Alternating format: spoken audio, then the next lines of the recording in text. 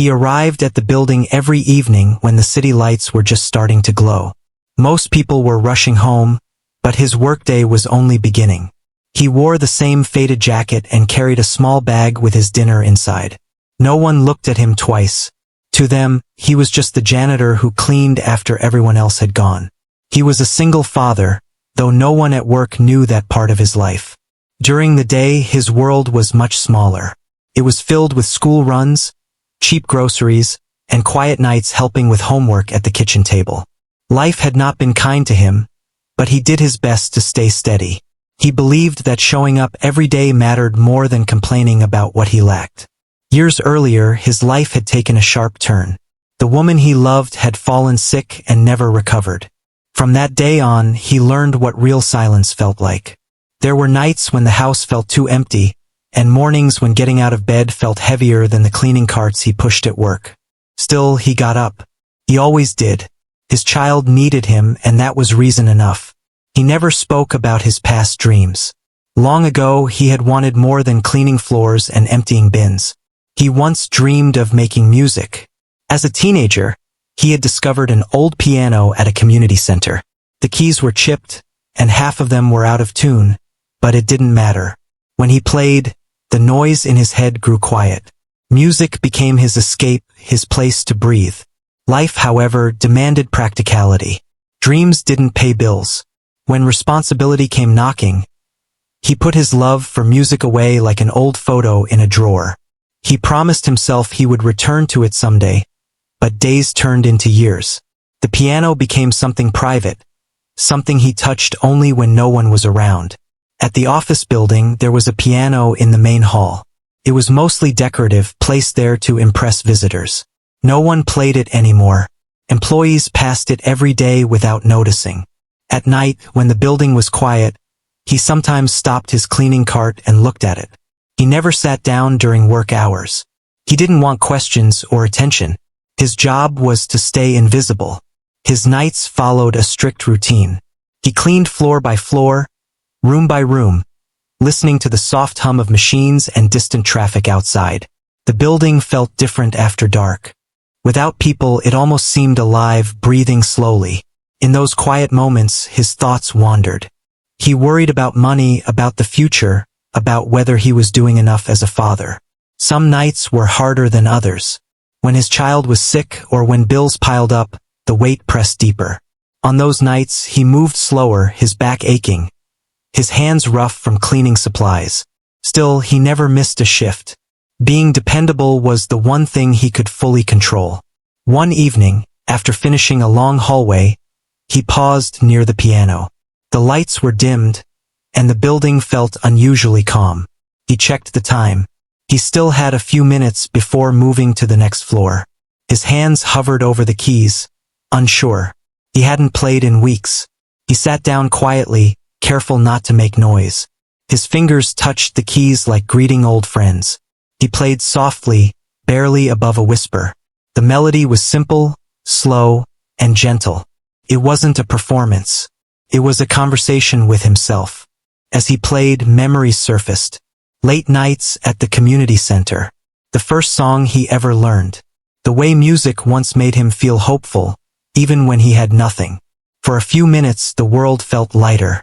He forgot about cleaning schedules and overdue notices. He was just a man playing music for no one but himself. When he finished, he stood up quickly, as if embarrassed by his own comfort. He wiped the keys with his sleeve and returned to work. No one had seen him. That was how he preferred it. He didn't know that this quiet habit would soon matter more than anything he had done before. To him, the piano was only a small comfort, a private moment in a long night. He had no idea that music, the thing he kept hidden for so long, was about to place him in the middle of someone else's life-changing moment. That night ended like any other. He finished his shift, caught the last bus home, and stepped into his small apartment. His child was asleep, school bag by the door, lunchbox waiting to be packed again in the morning. He stood there for a moment, listening to the steady breathing, reminding himself why he worked so hard. He didn't know that the next evening would be different.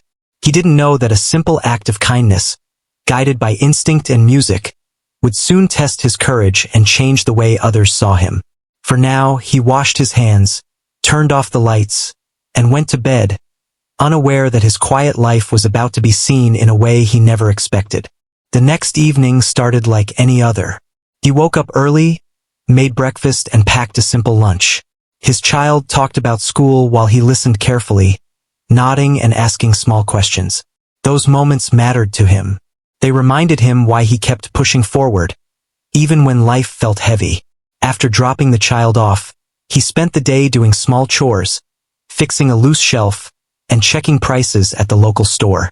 Money was always on his mind, but he tried not to let it show. By the time evening arrived, he was already tired, yet he put on his jacket and headed to work again. The office building looked the same as always, tall and quiet. He clocked in, grabbed his cart, and started his routine. Trash bins, desks, glass doors. His movements were practiced and calm. Cleaning gave him something steady to hold on to. It didn't surprise him, didn't ask questions. It just needed to be done. As the night went on, he noticed more lights on than usual. A few offices were still active. Sometimes important meetings ran late, especially on higher floors. He kept his head down, careful not to disturb anyone. Being unnoticed was part of the job. Near the middle of his shift, he heard something unusual. At first, it sounded like fast footsteps echoing through the hall. Then came a soft voice, shaky and uneven. It wasn't normal conversation. Carried fear. He slowed his cart and listened. The sound came from the open space near the main hall. He hesitated. Janitors were not supposed to get involved in office matters. Still, something about the voice pulled at him. It reminded him of panic he had heard before, the kind that needed patience, not instructions. As he moved closer, he saw a young girl standing near the wall. Her hands were shaking, her breathing uneven. She seemed lost, turning her head as if searching for something that wasn't there. A couple of adults stood nearby, unsure what to do. They spoke in rushed voices, offering help that only made her more overwhelmed. He noticed her eyes. They didn't focus on anything in front of her. That was when he understood. She couldn't see. The realization hit him quietly, but it explained everything. The noise, the confusion, the fear. The world around her must have felt too loud, too big. One of the adults suggested calling security. Another mentioned contacting her family. Their voices overlapped, filling the space with tension. The girl pressed her hands to her ears, her breathing growing faster. He didn't think. He just acted. He stepped forward slowly, careful not to startle her. His voice was low and steady. He told her she was safe. He didn't ask many questions. He didn't give commands. He spoke the way he spoke to his child during bad dreams. At first, she didn't respond. But when he spoke again, softer this time, she turned slightly toward him. He asked if loud sounds bothered her. She nodded faintly. He looked around the hall and his eyes landed on the piano.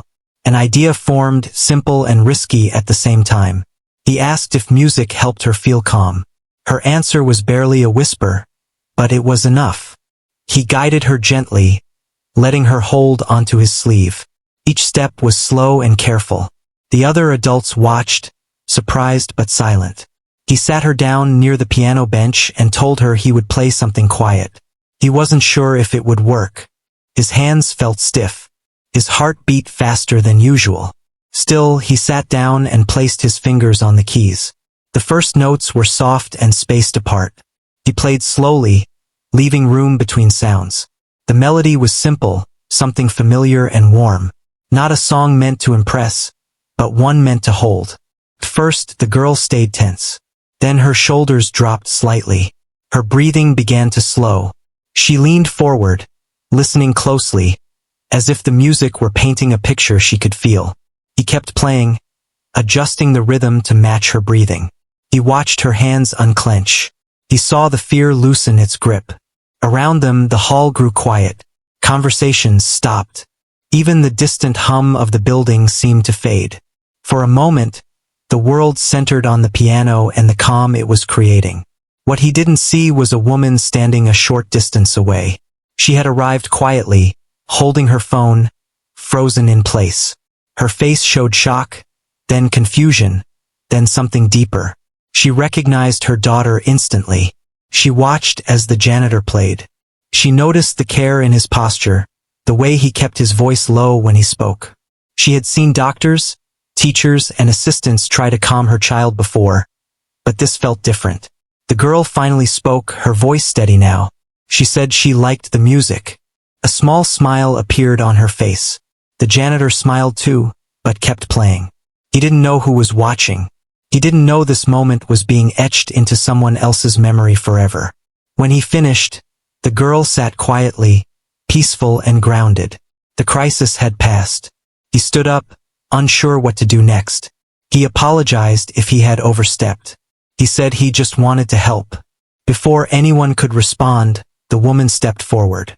The girl turned toward the sound of her mother's voice and reached out. Relief flooded the space. The moment felt fragile, emotional, and real. The janitor took a step back, ready to return to his cart and disappear again. He believed his part was done. He had no idea that this simple act would soon pull him into a conversation that would change his life in ways he never imagined. The hall stayed quiet after the music stopped. It felt like everyone was holding their breath, afraid to break the calm that had just settled in. The janitor stepped back, hands slightly shaking now that the moment had passed. He looked down, already preparing himself to return to his cart and continue his shift like nothing had happened. The woman moved closer, her voice careful and controlled, but full of emotion she was trying to hide. She thanked him, not loudly, not like someone used to giving speeches, but like a mother who had just watched fear leave her child's body. The girl held her hand tightly, still listening to the echo of the piano in her mind. He nodded and said it was nothing. He explained that he only did what felt right. He spoke simply, without confidence or pride. To him, it really was just instinct. A parent's instinct. The woman asked how he knew what to do. He paused, unsure how much to share. He said he was a father too. He said music helped when words failed. That was all. She studied him more closely now. Not as a worker in uniform, but as a person. She noticed the tired lines on his face, the worn shoes, the way he stood as if ready to apologize for taking up space. It made her uncomfortable in a way success never had. Security finally arrived, but there was nothing left to manage. The crisis was over. The girl was calm, leaning against her mother, asking if they could hear the music again someday. Her mother smiled and said maybe. The janitor quietly excused himself. He said he still had work to finish. He didn't wait for permission. He pushed his cart down the hall, heart still racing, mind replaying the scene again and again. He wondered if he had done something wrong. Rules were rules, and he had stepped far outside his role. As he cleaned, his hands moved automatically, but his thoughts were loud. He thought about his child. He thought about how easily fear could take over a small body. He hoped the girl would sleep peacefully that night. Meanwhile, the woman could not focus on anything else. She had come back to the office to handle a late issue, something she did often. Work had always demanded her full attention. She told herself it was all for her child, for security, for the future. Yet watching a stranger calm her daughter in a way she hadn't been able to shook her deeply. She left the building later than planned, her daughter quiet in the back seat, humming the melody she remembered. At home, after settling her into bed, the woman sat alone in the living room, replaying the night. The image of the janitor at the piano would not leave her mind. The next morning, the janitor woke early as usual. He made breakfast, packed a lunch, and walked his child to school. Life looked the same on the surface. Still, something inside him felt unsettled. He kept wondering if someone from work would say something. He expected a warning, maybe even trouble. Hours passed. No call came. That evening, when he arrived for his shift, the building felt different. Not louder or brighter, just watchful. He felt it in the way a few people looked at him longer than usual. He told himself he was imagining things. Halfway through his shift, a supervisor approached him. The janitor straightened, ready to listen. The supervisor asked him to come to an office. His stomach tightened. Inside, the woman from the night before was waiting. She stood up when he entered. She didn't smile right away. She thanked him again, this time more clearly. She said she wanted to understand who he was, not for any official reason, but because what he had done mattered. He sat stiffly, hands folded. He answered her questions honestly. He spoke about his life in short sentences, about raising a child alone, about working nights, about learning piano when he was young and never thinking it would matter again. She listened without interrupting. This was new for her. She was used to meetings where people rushed to impress her. He did none of that. She admitted something difficult. She said she often felt she was failing as a mother, even while succeeding everywhere else. Hearing that surprised him. From the outside, she seemed untouchable, powerful. He told her something simple. He said no one ever feels fully ready. He said children remember presence more than perfection. The words stayed with her. She didn't offer him anything that night. No reward, no promise. She only said she was glad he had been there. He returned to work feeling lighter and heavier at the same time. Lighter because he hadn't been punished. Heavier because he sensed change coming, and change always carried risk. Over the next few days, the girl began asking about the piano. Her mother noticed she was calmer, more confident, even in unfamiliar places. Music had given her something solid to hold on to. The woman found herself thinking about the people who kept her world running quietly. The cleaners, the guards, the workers she rarely acknowledged. Faces she had never truly seen. For the janitor, nights continued as before, but something small had shifted inside him. He no longer avoided the piano.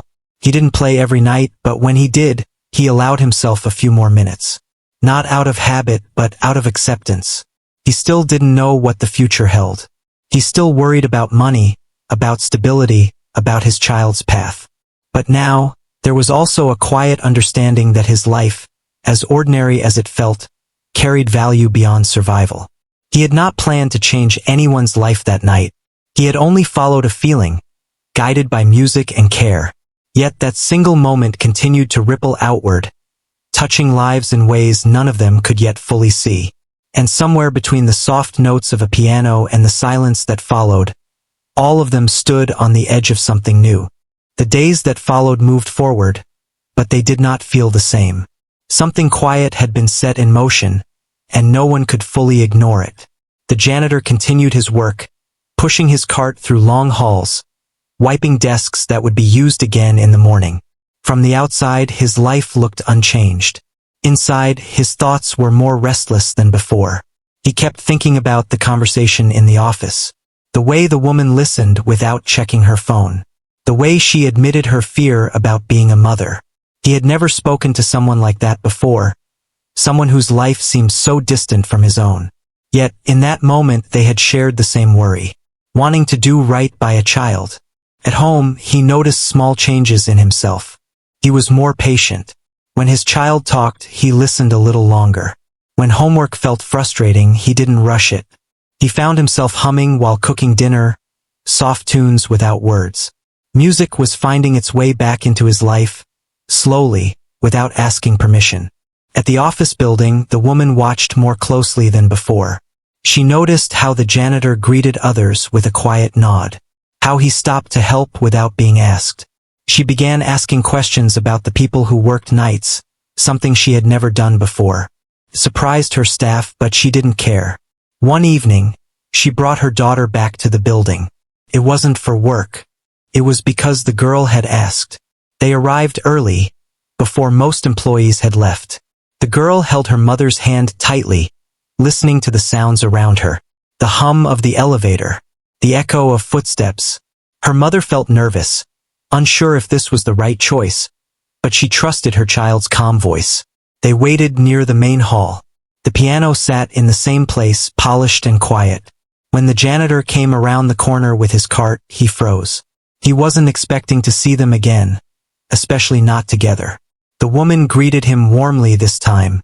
She explained that her daughter wanted to hear the piano again.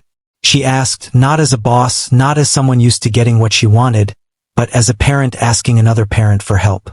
He hesitated. Playing in front of others still made him uncomfortable. But the girl smiled and said she liked the way the music felt.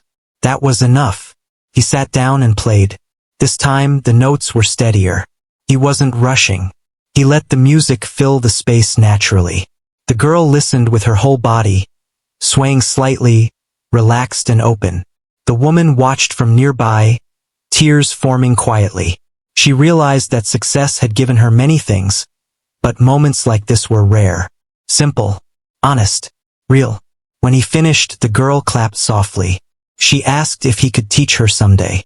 The question hung in the air, gentle but powerful. He smiled and said maybe. He didn't want to promise something he wasn't sure he could keep. After that evening, changes came slowly, but they came. The woman arranged for music sessions in the building, open to employees and families. She didn't announce it loudly. She didn't turn it into a show.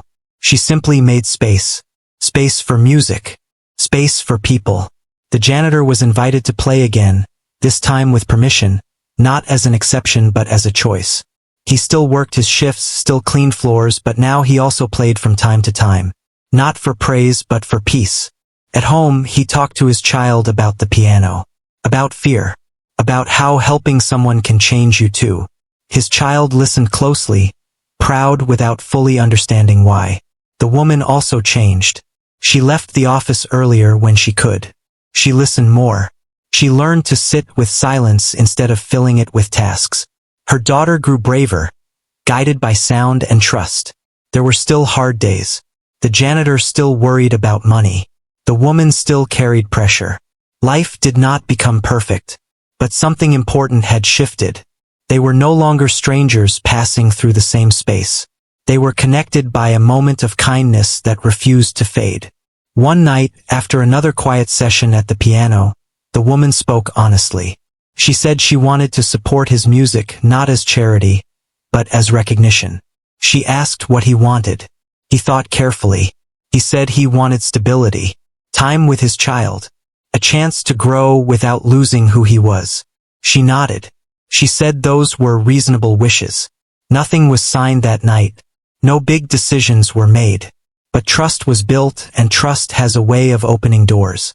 As the janitor walked home later, the city lights felt softer. He realized that life didn't always change with noise or drama. Sometimes it changed through quiet understanding, one note at a time. The piano had once been a hidden part of him. Now it was a bridge. Between people. Between worlds.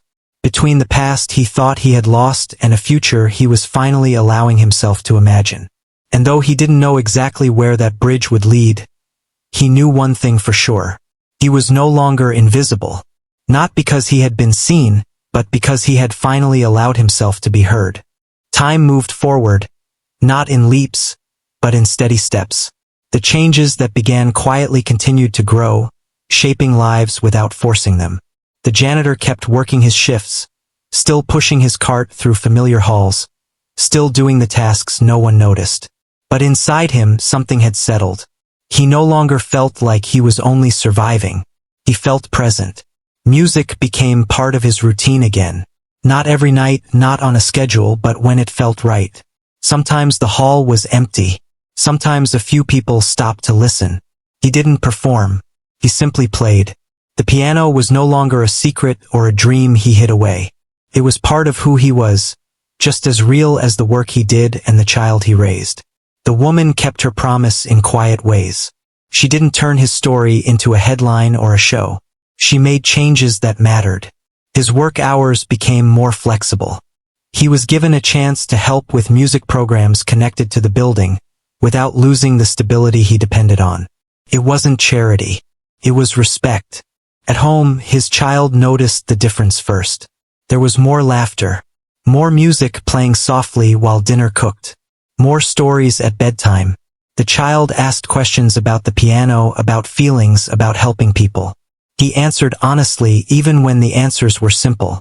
He taught his child that fear doesn't mean weakness, that kindness doesn't need permission, that sometimes the smallest actions carry the greatest weight. The girl grew stronger too. Music became her guide in unfamiliar spaces. She learned to trust sounds the way others trusted sight. Her confidence returned, step by step. She smiled more. She spoke with less hesitation. Her mother watched closely, grateful and humbled. The woman changed in ways she hadn't expected. She still worked hard, still carried responsibility, but she learned to pause, to listen, to be present without fixing everything. She realized that leadership wasn't only about direction. Sometimes it was about care. She spent more evenings at home. She learned her daughter's favorite songs. She listened to the stories her child told, even when they circled back to the same piano melody again and again. Months passed. Seasons shifted. The building stayed the same on the outside, but inside, something had softened. People greeted each other more. Music became part of the space, not decoration, but connection. One evening, there was a small gathering in the main hall. No big stage. No bright lights. Just chairs, quiet voices, and the piano. Employees brought family members. The girl sat in the front, smiling, listening closely. The janitor sat at the piano. His hands rested on the keys, steady and sure. He took a breath and began to play. The music was simple, honest, and full of feeling. Every note carried a piece of his journey. Loss, love, fear, hope. He didn't look at the crowd. He didn't need to. He felt them listening. When the last note faded, there was silence. Then gentle applause. Not loud, not overwhelming, just real. He stood up slowly. He didn't bow. He didn't speak. He just smiled. Later that night, as he walked home, the city felt different. Not bigger, not brighter, just kinder.